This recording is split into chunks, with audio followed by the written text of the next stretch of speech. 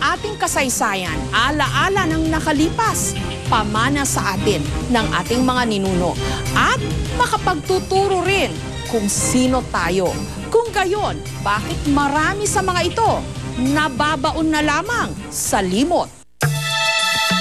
Sa Martes, gugunitain ang ika-114th araw ng kalayaan ng Pilipinas.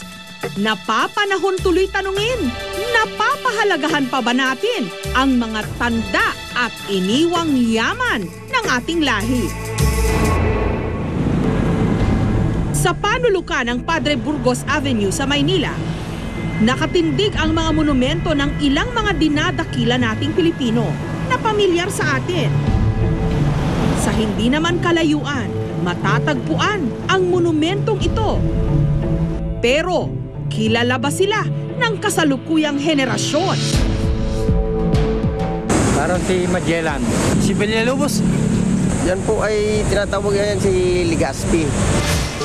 Si Miguel Lopez de Legazpi ang Espanyol na unang nagtatag ng kolonya sa Pilipinas noong 1565. Si Fray Andres de Urdaneta naman ang paring kapitan sa paglalayag na nakasama ni Legazpi sa Pilipinas noong 1564. Mananakop man sila, malaki pa rin ang gampanin nila sa ating kasaysayan.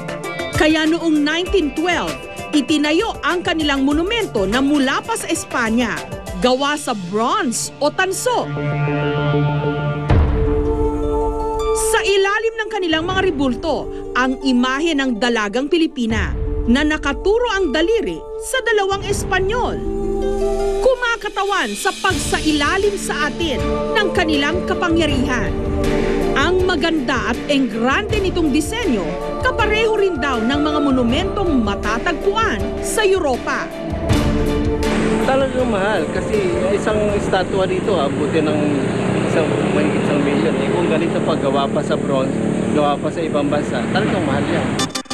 Pero makalipas ang 1 siglo mula nung itinayo ang monumentong ito ni Legazpi at Urdaneta, sa malapitan, malalantad ang tunay nitong kalagayan. Unti-unti nang nauubos ang mga parte nito. Hindi dahil sa kinain ng kalawang, kundi dahil ninakaw. Naibibenta kasi ang pira-pirasong tanso ngayon nang hindi bababa sa 200 pesos kada kilo.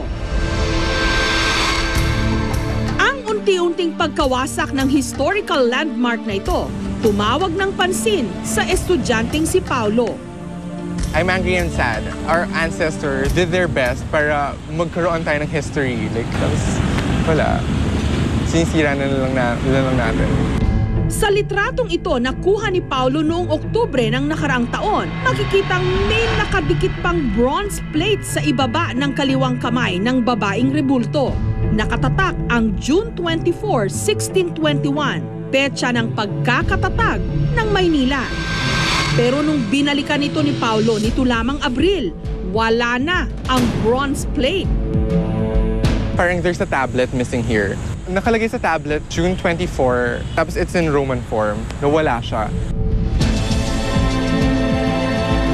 When I interviewed the informal settlers, sinabi niya, yan daw yung next na tatanggalin nila.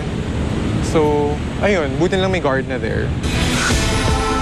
Hinala ng mga tagapamahala ng monumento. Maaring ang mga nakatira rin sa paligid ng monumento ang nagka-interes sa mga tanso.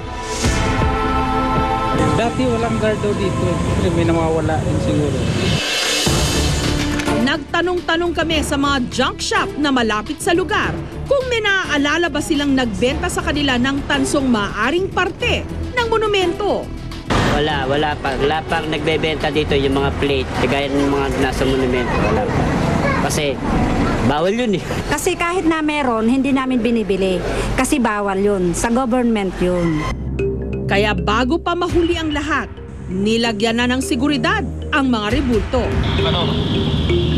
Kapag na-preserve natin nito, itong present generation ay alam kung ano yung nakaraan natin. And of course, kung may reference tayo of the past, we can also move on to the future. Kung may ilang yaman tayo ng kasaysayan at tila napabayaan, meron din namang kailan palang natuklasan na inaaral at pilit inaalagaan. Sa barangay Pinagbayanan sa San Juan, Batangas, nakatindig pa rin ang ilang bahay na panahon pa raw ng Kastila itinayo. Ang mga heritage house na ito, nagpapakita ng paraan ng pamumuhay ng ating mga ninuno habang nasa ilalim pa tayo ng mga mananakop.